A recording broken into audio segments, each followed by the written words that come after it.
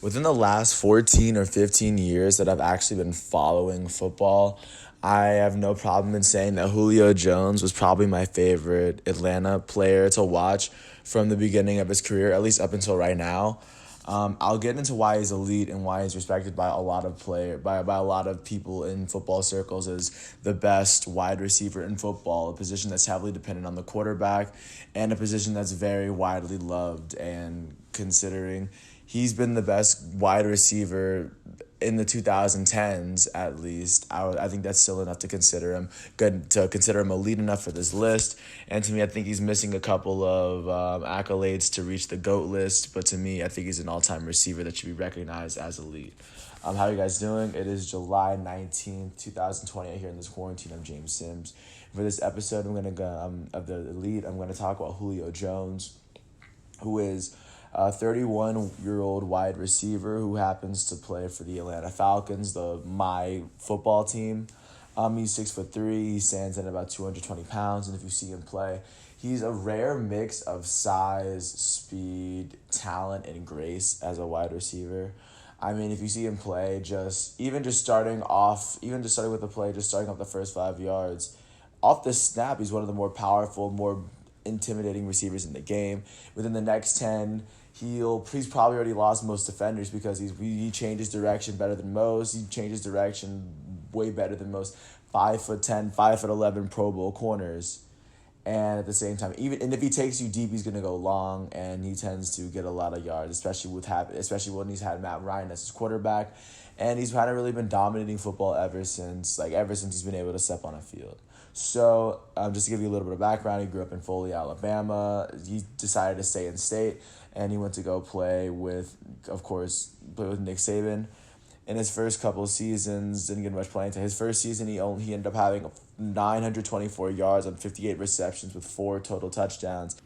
As the Alabama Crimson Tide finished, they lost in the Sugar Bowl to the Utes. That year, they finished second in the SEC, finished 6th overall. But Julio Jones is out here putting in that work in 2008 in his freshman season at wide receiver. Moving on to his 2009 season as a sophomore, he would finish with 596 yards on 43 receptions. He had 4 touchdowns through the air. Less production than the last season, but this year Alabama would go on to win the national title in 2009 and beat Texas in the championship game. And at that point, Julio Jones was a college national champion, and at that point he was starting to be recognized as a good player, especially in this Alabama team, because I think it's fair to mention that it is Alabama, that the fact that he's been a starting receiver there the first 2 years at a pro factory like Alabama just shows how good he was, at least starting out. But he wasn't incredibly elite, didn't really make that jump until his junior year.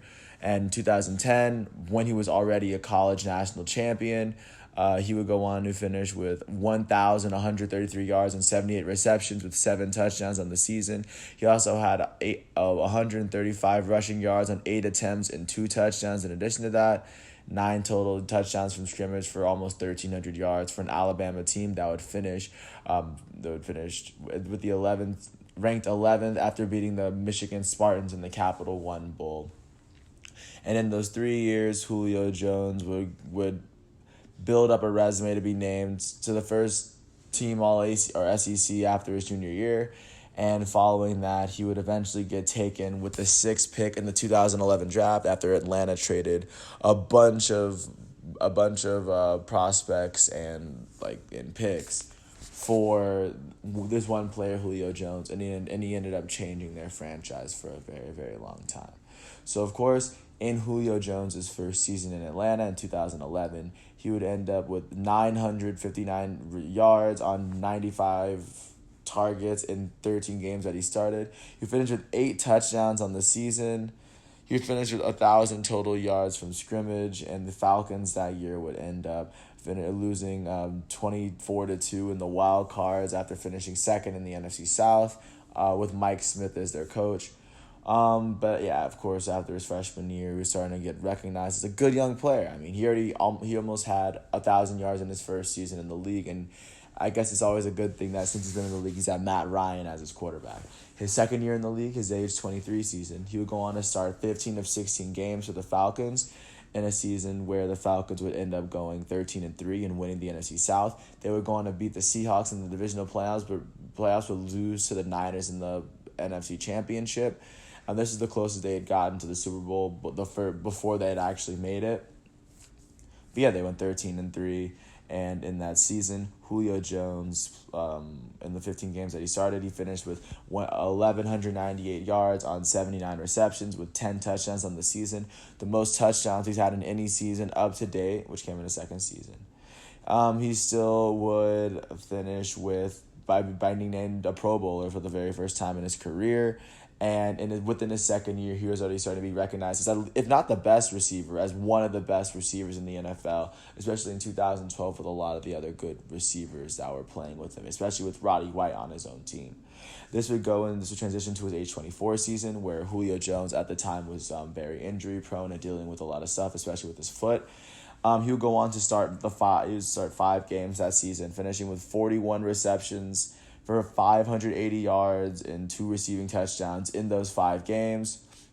And without Julio Jones, naturally the Falcons would go 4-12, finish third in the NFC South, and they would completely miss the playoffs. Going into his 2014 season, by the time he was 25, Julio Jones had already, after dealing with his first season in which he didn't play the full season, he was already a Pro Bowler and he was already a college football national champion. So now at this point, this is when Julio started his run at being the best wide receiver in the league after being able to play for a full season after his injury. Because he couldn't be the best player of the season when he could be the best wide receiver of the season when he was hurt all year. But 2015 is when he started to make his run. So he would go on to start 15 out of the 15 games that he played in 2014 in a season where the Falcons would finish 6-10 and completely missed the NFC South.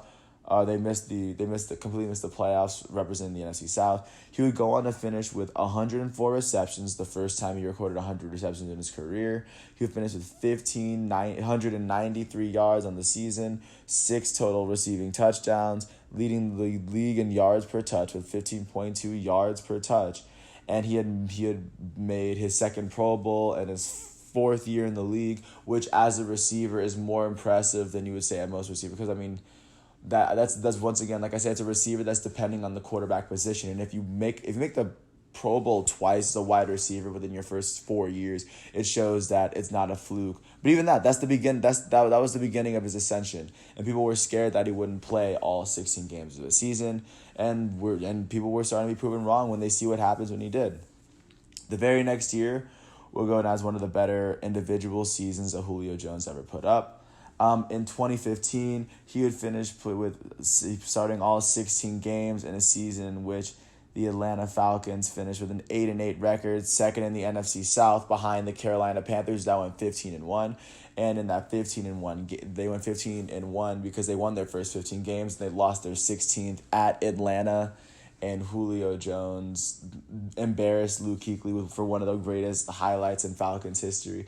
But in that season, in the 16 games he would play, after being targeted 203 times, Julio Jones would lead the league in receptions with 136 receptions, and he would lead the league in yards with 1,871 yards, which is more yards in a season than any other active player.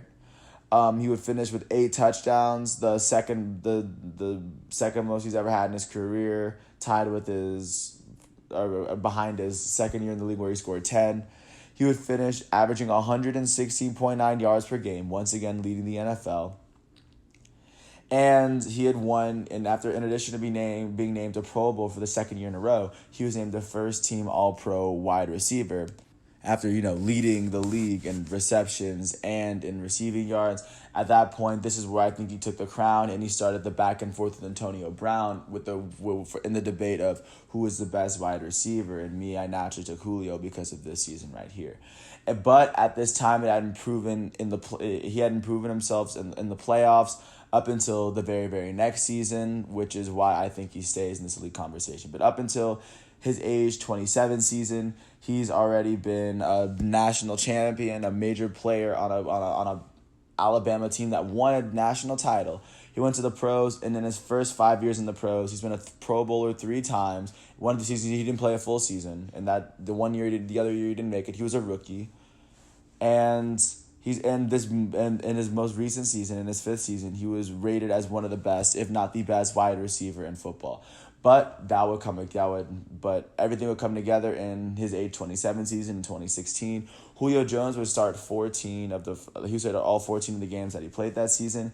He would finish with 83 receptions and 1,409 yards that season with 6 touchdowns. Led the league in yards per game yet again with 100.6 yards per game, but he didn't play as many games. But during the season, he was named a Pro Bowler for the third time in a row, and for the fourth time in 5 years, and he was named a first team All-Pro wide receiver for the second year in a row.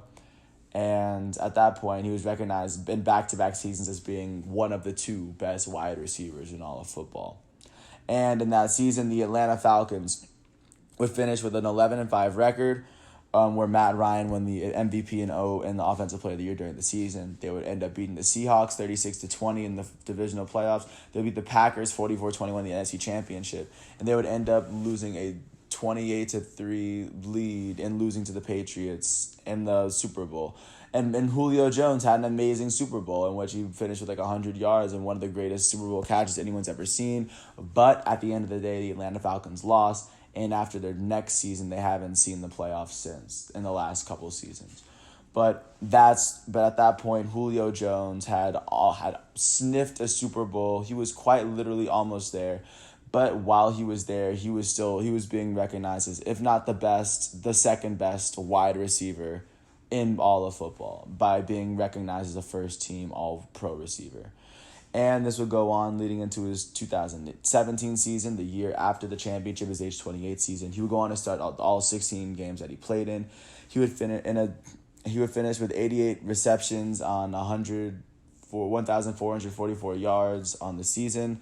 At this point, this would be his third most in a season, which is still a lot of yards for a season. He finished with 3 touchdowns on the year, as the Falcons ended up finishing with a 10-6 record, finishing third in the NFC South. They ended up being the Rams in the first round and losing to the Eagles in the second, and in the year where the Eagles won the Super Bowl.